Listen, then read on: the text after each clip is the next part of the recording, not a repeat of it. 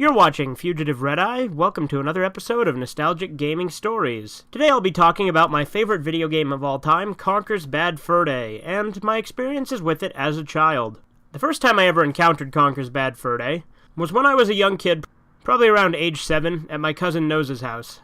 And my first experience with it was playing multiplayer with him on the heist game type. Now, originally for some reason I thought the weasels were wolves, because, I don't know, I was a little kid. But I remember liking it a lot because of the violence and the cartooniness of it. Later on, I would go on to play it at his house some more, and then when I actually met Danny, I actually played it at his house on his Nintendo 64, and I played through the Ooga Booga chapter. It wouldn't be until years later that I got my own copy of Conker's Bad Fur Day, probably maybe 3 to 5 years later. But in the meantime, I would end up getting Conker Live and Reloaded. Not the full game, mind you. I would get the full game later on down the road, but as a kid, I got the Conker Live and Reloaded demo, which I played the shit out of because it was my only Conker game that I had personally owned at the time. Then later on, I would go on to get my own Nintendo 64, Conker's Bad Fur Day, play through it multiple times. I memorized all of the cheats. And on top of that, I also got so obsessed with the series that I actually went on to get Conker's Pocket Tales, and I created a big binder which I called the Conker folder, which I've done a video of on the channel before, and I'll probably show some of it throughout this video so you can kind of see what I'm talking about, where I just printed off all these Conker pictures and drew a bunch of my own. But Conker's Bad Fur Day was a great game, because it was a rare game, similar to the likes of Banjo-Kazooie or Donkey Kong 64, but it removed a lot of the objective collectathon parts of it, and rather than being super cutesy, it went over the top with being raunchy and adult in the humor. Had a lot of movie references and a lot of, innuendos, bad language, things like that. And it has such a ridiculous plot that it's hard to not like it. The whole plot of the game is you get drunk, get lost, try to find your way home, and the whole time, the king of this land, the fabled Panther King, wants to kidnap you and use you as a leg for his table because his top scientist had concluded that a squirrel is the only thing that can fix his broken table. And along the way, you fight giant pieces of shit, literally. You fight giant bales of hay. You go to a prehistoric dinosaur land and race these cavemen on a hoverboard. You go to war with Nazi teddy bears. And then you end it by robbing a bank in the style of a Matrix parody. Which then later goes on to turn into an Alien parody when you fight the final boss, an alien named Heinrich. I liked this game so much that I went on to actually go out and write my own Conker fanfiction comics. They're not very good, but I still have some of them. Now here we actually have one of those said comics, Conker Chronicles Zonthor's Tale. Zonthor was once a normal squirrel. I want to mean something and be known by everyone. Also, according to his shirt, he eats chips, so there you go. One day, his dream came true. War poster, Zonthor Rodent Conker. At war. This is not what I expected. They're everywhere. He started to go insane. Stop, don't come any closer. Dude, you okay? Bang. He killed 200 of his own team. Then he was shot. Am I dead? Well, you are a squirrel. If you can find a tail, I'll give you another chance for each. He got tails, he killed, he died. He got tails, he killed, he died. He got tails, he killed, he died. Until... Enough already. If you die one more time, I will curse you forever. He died again. You will walk in the bunker forever, never to leave.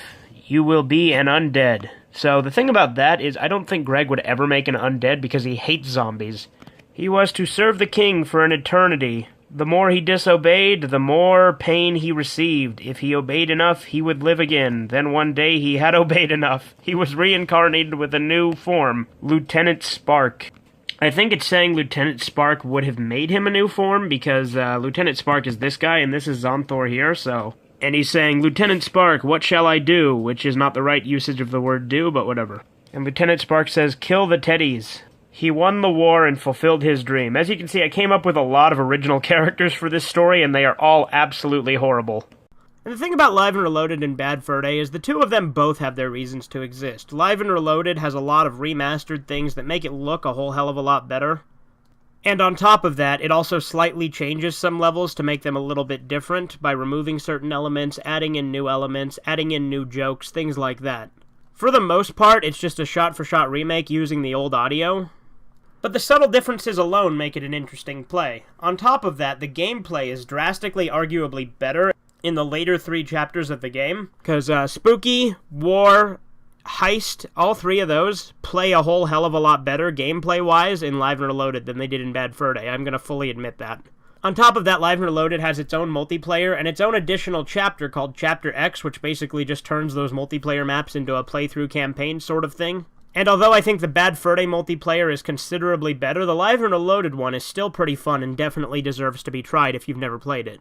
When I played through the Ooga Booga chapter as a kid at Danny's house, he was on this old Mickey Mouse TV that I played it on, and for some reason that just draws back a lot of nostalgia in me anytime I see one of those TVs. Probably because that was the first time I had played the story mode of Conker's Bad Fur Day, because whenever I played it at my cousin's house, we were typically playing the multiplayer, and I didn't play the story mode at his house until after I had played it at Danny's.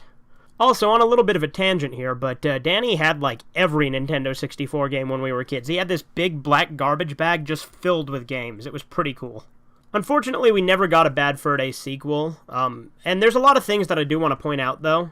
There was, of course, the Project Spark sequel sort of thing called Conker's Big Reunion, which you can't even play anymore, unfortunately. But I really do hope that someday Microsoft gives us a sequel and that it's actually good. If it's going to be shit, I'd rather them not make one, but if it's good, I'd love it. Also, I want to point out I got this Conker figure that I showed in that recent video, Cool Stuff I Bought, and it blatantly lies and says that Bad Fur Day was Conker's first appearance.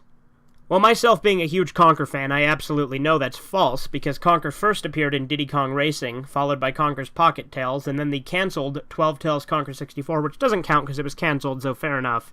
It's also worth mentioning that the games that were cancelled in between, there was also Conker Live and Uncut, which was originally going to just have a straight port of Bad Fur Day for the story mode, but have a completely different multiplayer that was kind of in between the two.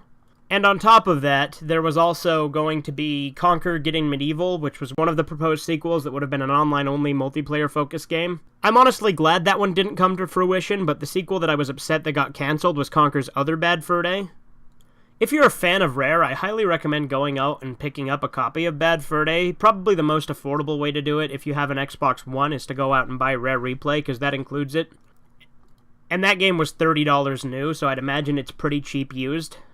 And it's a faithful, just complete port of Bad Fur Day onto the Xbox One, included with 29 other Rare games, including Banjo-Kazooie, Banjo-Tooie, Banjo-Kazooie Nuts and Bolts, Grabbed by the Ghoulies, and many more. If you're like me, then you'll want to own it on 64, which of course I do. Plus, I do own Live and Reloaded. I own the Live and Reloaded demo, which actually does have some subtle differences. I, of course, own Conker's Pocket Tales. And I have a Conker plushie that was made after the Live and Reloaded War Chapter version of Conker, which used to talk, but unfortunately the voice box in it broke. We actually removed it to try and fix it, and I lost it, so even if I could fix the voice box, I don't know where it is, so now it's just kind of a plush with a hole in the back, unfortunately, but I still like it. Anyway, Conker's Bad Fur Day is still by far my all-time favorite video game, and I think it's a fantastic play, and if you've never played it, I highly recommend it. But anyway, this has been Fugitive Red Eye. Have a great rest of the day. Subscribe to Fugitive Red Eye.